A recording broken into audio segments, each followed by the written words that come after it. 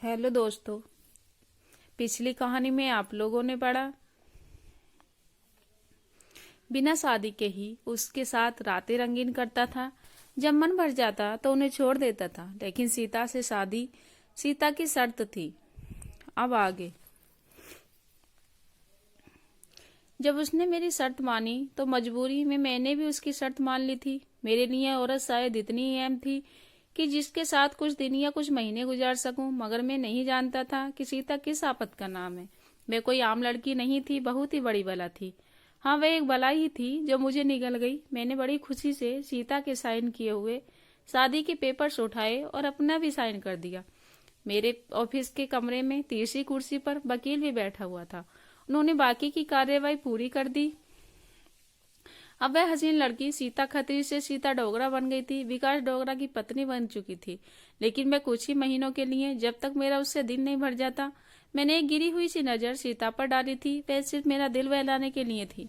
उसने जल्दी से 20 लाख का चेक उठाया और मेरे ऑफिस से बाहर जाने लगी, लेकिन मेरी पुकार पर उसके कदम रुक गए। मैंने कहा, सीता, यह चेक मेरा ड्राइवर अस्पताल पहुंचा देगा। तुम मेरे साथ मेरे फ्लैट पर चलोगी, क्योंकि आज हमारी शादी की पहली रात होगी जो मैं बर्बाद नहीं करना चाहता। मुझे इतना सब्र नहीं था कि उसके इंतजार में अपना वक्त बर्बाद करता। उसने पलटकर मुझे तड़प कर देखा और कहने लगी, मेरा बाप जख्मी हालत में अस्पताल में पड़ा है। मैं नहीं जानती वह जिंदा भी बचेगा कि नहीं, इसलिए भगवान के लिए एक रात मुझे मेरे पापा के पास गुजारने दो। मैं वादा करती हूँ खुद ही तुम्हारे पास आ जाऊंगी। उसने हाथ जोड़ते हुए मुझसे विनती की, लेकिन मैं इतना रहमदिल नहीं था। अगर मैं रहमदिल होता तो सीता की मजबूरी का ही फायदा न उठाता। मैं अपनी पैंट की जेब में हाथ डाले डाले धीरे उसके पास आ गया। मैंने कहा, तुम्हारा बाप इस समय चेक की जरूरत है, तुम्हारी नहीं, और यह चेक बहुत ही आराम से तुम्हारे बाप तक पहुंच जाएगा। और प्लीज अब मुझे बोर मत करो। अब मुझे इन पलों का इंतजार था। यह कहकर मैंने उसकी कलाई पकड़ी और उससे अपने साथ ले जाने लगा। मैं पूरे रास्ते मेरे हाथ जोड़ती रही, मुझसे मिन्नतें करती रही। मैं मुझसे बस कुछ ही घंटे मांग रही थी कि मेरे पापा के पास भेज दो, लेकिन मुझे तो जैसे कुछ सुनाई नहीं दे रहा था, सिवाय उस थप्पड़ की गूंज के जो कुछ दिन पहले इसी लड़की ने मेरे मुंह पर मारा था। मेरे अंदर लगी आग शायद इसकी बेबसी और बहते आंसू देखकर ही बुझनी थी, इसलिए बस गाड़ी चलाता रहा कि उसकी किसी भी बात पर ध्यान नहीं दिया। मैं एक बहुत ही अमीर और अय्याश टाइप का 30 साल का नौजवान था। इतने तो शायद किसी ने कपड़े नहीं बदले होंगे जितने मैंने लड़कियों को खरीदकर किसी फालतू चीज की तरह फेंक दिया। दौलत की रेल पेल थी, किसी चीज की कोई कमी नहीं थी। मैंने शादी भी अभी तक इसलिए नहीं की थी कि मुझे किसी और एक औरत के साथ जिंदगी नहीं गुजारनी थी। अब तक ऐसी कोई मिली नहीं कि कुछ रातों की संगत के बाद मेरे दिल को भा जाती। मैं सीता को उसकी कलाई से खींचता हुआ अपने फ्लैट पर ले आया। फ्लैट का दरवाजा खोलकर मैं उसे घसीटता हुआ अंदर कमरे तक ले आया। उसे बेड पर धक्का दे दिया। वह आंसू बहा रही थी। मैंने कहा, 20 लाख दिए हैं ना? नहीं मारेगा तुम्हारा बाप, बे बीमार और बूढ़ा बाप। तुम्हारे लिए रोना धोना बंद करो। और फिर अलमारी से निकालकर उसे वही गाउन दिया जो कुछ दिन पहले मैंने उसे दिया था। बदले में उस गरीब घराने की लड़की ने मेरे मुंह पर गाउन दे मारा और मेरे मुंह पर थप्पड़ मारा। उसकी मुझे शराफत की बात करके चली गई। मैं उन लड़कियों में से नहीं हूँ जो पैसों की खातिर इज्जत बेच देती, और आज मैंने उसी मकाम पर लाकर खड़ा कर दिया था, सिर्फ 20 लाख के बदले। वह उस समय मेरी खरीदारी गुलाम बन चुकी थी। जब तक मेरे की दिल नहीं भरता मैं उसका इस्तेमाल करता, और जब मेरा दिल भर जाता मैं उसे दूध में पड़ी मक्खी की तरह निकाल सकता था। हालांकि कुछ दिन पहले भी मैंने उसे 20 लाख का चेक दिया था, और वजह उसका बेफना हुस्न जिसने मेरे होश हवास उड़ा के रख दिए थे। मैंने उसके हुस्न की कीमत पहले भी इतनी ही लगाई थी, लेकिन बदले में उसने मुझे थप्पड़ मार दिया था। मैं चाहता था उसी रात उसे जबरदस्ती अगवा करके भी अपने दिल में लगी आग को शांत कर सकता था, लेकिन नहीं, मुझे उस बेबस और मजबूर लड़की की बेबसी को देखना था। मैं चाहता था कि वह खुद मेरे पास रोते हुए मगध मानती हुई यहाँ आए, मेरे सामने हाथ जोड़कर रोए, गिड़गिड़ाए, जब जाकर मेरे दिल को सुकून मिलता। फिर ऐसा ही हुआ। वह आज मेरे सामने उसी गाउन में मौजूद थी जिसमें मैं उसे देखना चाहता था।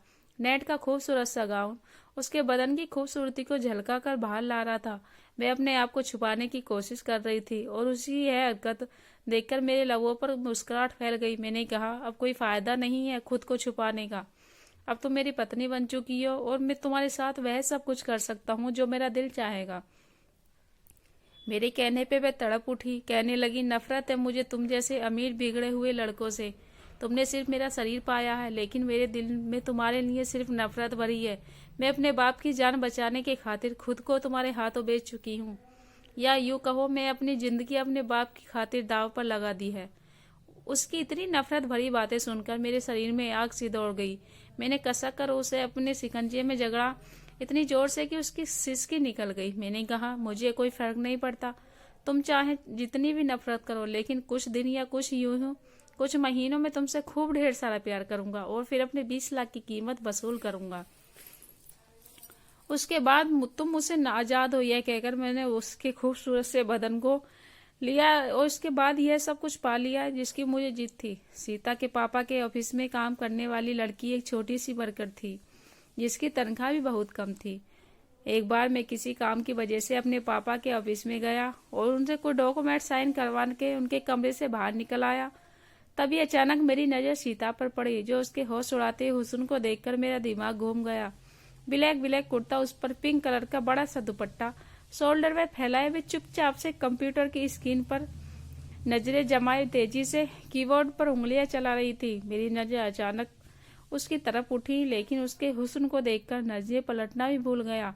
शायद मेरी नजरों की तपिश का असर था कि सीता न उलझन का शिकार हुई थी। औरत खुद पर उठने वाली हर नजर को पहचान जाती है, और यह सीता तो नेचुरल होता है। यह शायद इसलिए सीता ने मुझे बड़ी नापसंदीदा नजरों से घूरा। मेरी मुस्कुराहट और भी गहरी थी। मैं किसी काम से पापा के ऑफिस में आया था, लेकिन सीता की खूबसूरती ने मुझे मजबूर कर दिया कि मैं वापस पापा के केबिन में जाऊं। मैंने उनसे सीता के बारे में पूछा तो वह कहने लगे कि वह कुछ ही महीने पहले हमारे ऑफिस में काम कर रही है, बहुत ही अच्छी और मेहनती लड़की। मैंने कहा, मुझे भी एक ऐसी ही लड़की की जरूरत है। अगर आप सीता से कहें वे मेरे ऑफिस में काम कर ले तो मेरी मुश्किल आसान हो जाएगी। मेरे पापा को भला क्या एतराज हो सकता था, और वैसे भी पापा मेरी किसी बात को टालते नहीं थे। मैं उनकी इकलौती औलाद था। बस पापा को मेरी एक ही बात से प्रॉब्लम रहती थी कि वे जिंदगी में मैच्योर कम हो जाऊंगा। आए दिन लड़कियों से मेरी दोस्ती पर भी पापा सवाल उठाते रहते थे। मेरी माँ की भी चाहती थी कि अब मैं शादी करके सेटल हो जाऊं, लेकिन मैं शादी के झंझट में पड़ना नहीं चाहता था। मैं आजादी से खुलकर अपनी जिंदगी को एंजॉय करना चाहता था। मैंने अपना एक अलग से फ्लैट ले रखा था। ज्यादातर मैं अपनी इसी फ्लैट में रहता और लड़कियों को भी यहाँ ले जाता। मम्मी पापा के साथ बहुत कम रहता। यूं सीता को मेरी ऑफिस में शिफ्ट कर दिया गया। मैंने सबसे पहले काम यही किया कि उसकी तनख्वाह बढ़ा दी। मैं खुश हो गई थी, लेकिन अब तक उसे मेरे इरादों की खबर तक नहीं थी।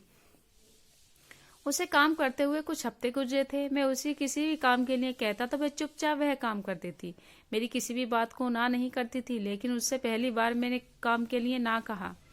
जब मैंने उससे कहा, मेरे ऑफिस में काम करने की रूल कुछ अलग हैं। मुझे काम करने वाली लड़कियों का लुक मॉडल चाहिए, इसलिए अगर तुम यह जो बड़ा सा दुपट्टा ओढ़कर रखती हो, इसे उतारकर कुछ मॉडल कपड़े पहनकर काम करो तो अच्छा होगा, और उसके लिए मैं तुम्हारी तनख्वाह डबल कर दूंगा। मेरी बात सुनकर उसने कहा, मैं जो कपड़े पहनती हूँ उनमें से खुद को कंफर्टेबल फील करती हूँ।